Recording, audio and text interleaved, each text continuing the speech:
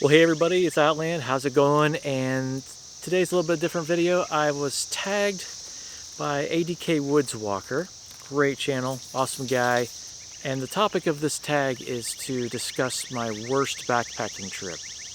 Now hopefully you can hear me over Brood X here in the background. I'm kind of in the woods, and yes, my area of the country was invaded by the cicadas. The 17-year guys with the red eyes. They're kind of neat, but also really creepy and kind of weird. And my dogs love to eat them, but I think they're just kind of nasty. So I'm going to tell you guys about my worst backpacking trip. Now, just a disclaimer, this is nothing crazy. Nobody almost died. Nothing outrageous happened. It was just my worst backpacking experience, and it was just a miserable time and something that I wouldn't want to repeat again. I've learned a lot since doing this trip, and definitely wouldn't repeat a lot of the things that I did for this one. So the trip I'm talking about is my very first solo backpacking trip that I did back in 2012, and it was the first time that I'd actually gone out alone into the backcountry. I'd hiked my whole life, camped my whole life, but backpacking was kind of something new that I got into, and I decided to do this overnight backpacking trip. It was supposed to be a full weekend. Ended up being just one night. It was supposed to be a 28-mile loop in the big South Fork area of Tennessee. It's a national recreation area. It's a really cool area. Super beautiful. Waterfalls, rock shelters, cliffs. There's like a big canyon system. It's a really neat area. Unfortunately, I didn't really get to enjoy the sights and sounds of the area because of the terrible experience I was having. Now, one thing that really made this trip suck was the equipment that I had, the gear that I had. I didn't really know what I was doing as far as backpacking went when I started out on this thing, so I took this Osprey Kestrel 48 pack that literally weighs about 5 or 6 pounds empty, and that was my first mistake. I do still have that pack. It's a nice pack, but it is heavy, super heavy. So I grabbed my Osprey Kestrel and headed out to the woods. Now, my shelter for that weekend was a 3-person marmot tent, which weighed about 7 pounds on its own. Right? You see where I'm going here with this, right? I think my total pack weight ended up being about 27 pounds, close to 30 pounds for that trip. So it was heavy, just miserable experience. And with all that, I don't even remember what all I packed in that pack because it was super heavy, full of gear, but I forgot one really crucial item, and I'll discuss that in a second. So I've got this super heavy pack. I'm going through the mountains of Tennessee, and this is September, so it's end of August, early September. It's super, super hot still. Very dry area. I think the temperatures were close to 90 something, and so I was hot, and I was lugging this super heavy bag around. So I was definitely doing what I advise everybody against when they go backpacking, is I was packing my fears for this trip.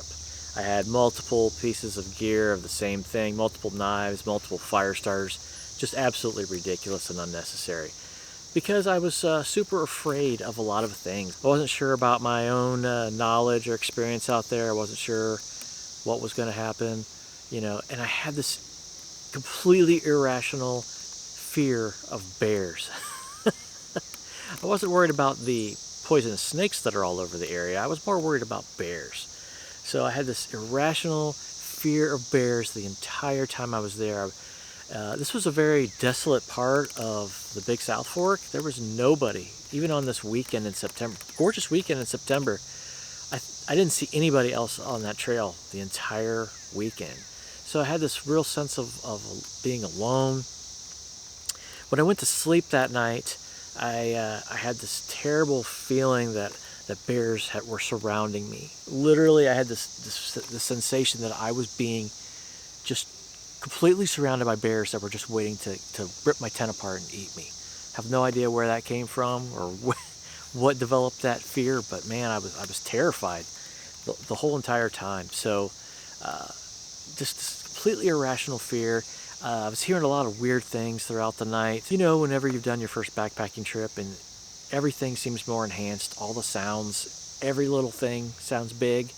Like, I was right by a tree that was dropping nuts, and every time one of these nuts hit, it was a super loud sound to me. It just I thought something was crashing through the woods. I thought it was a bear. I thought my life was over, and I really had a hard time sleeping that night. So I got no sleep, hardly at all, worrying about bears. So the other part that made this a really bad backpacking experience was, this was 2012. My kids were born in 2009, so they were 3 years old. They were just tiny little toddlers still.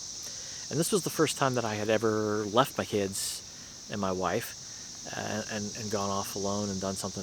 It's been a while since I'd gone off and done something on my own. So as soon as I got down there, I immediately started getting this sense of homesickness, and I just really started missing my kids, and I had this terrible sensation that I wasn't going to get out alive. I wasn't going to see my kids, and I was overwhelmed with these emotions and this guilt feeling of being out in the woods, away from my family, not taking care of my children.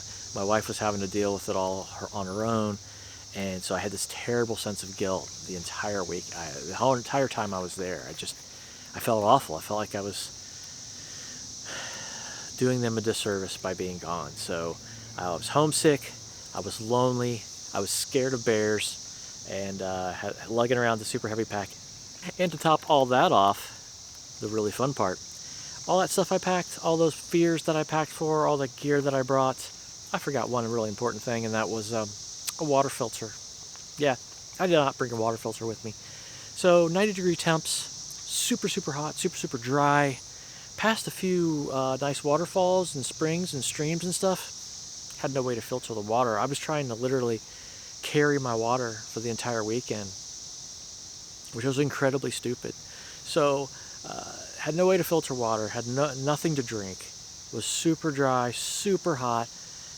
I started having these like hallucinations. That's all I can really say. I was dreaming about beverages, and particularly I was dreaming about like an icy, sugary lemonade. Like, I knew that I needed sugar, I knew I needed water. My body was dehydrated from the hike, and I just started having these hallucinations of ice cold lemonade. And that's all I could really think of. I had to get to a lemonade. But it was bad. Towards the end of the hike, I was really hurting, and just all I wanted was to get out of there.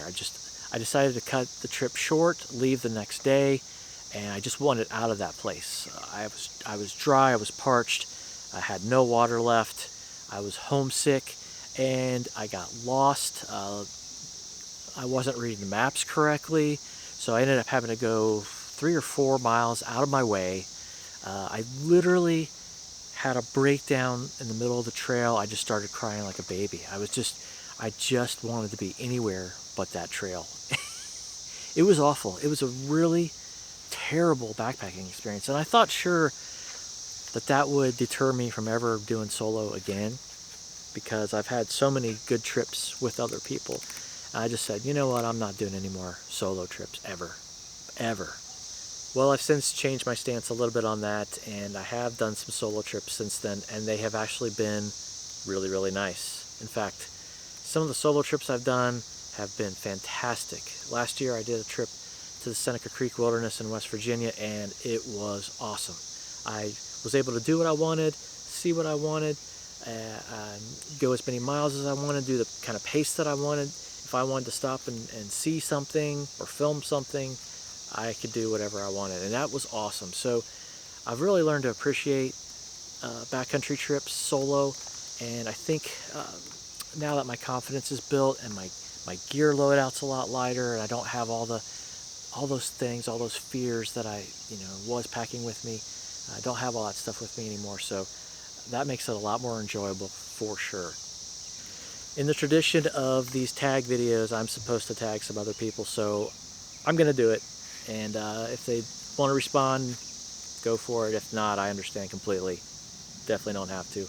But if you'd like, I'd love to hear the stories. I'd love to hear from these two people, Backpacking with Jason Wall. I want to hear your worst backpacking experience, because I know you've done a lot of backpacking, and so I want to know what your worst backpacking experience was. I'm also going to tag Jeremiah Stringer. Jeremiah, tell me your worst backpacking experience, man. I'm very curious. I know you haven't been doing it that long, but you have done a lot of trips in that short amount of time, so tell me your worst backpacking experience, man. What was the worst time you've had out there?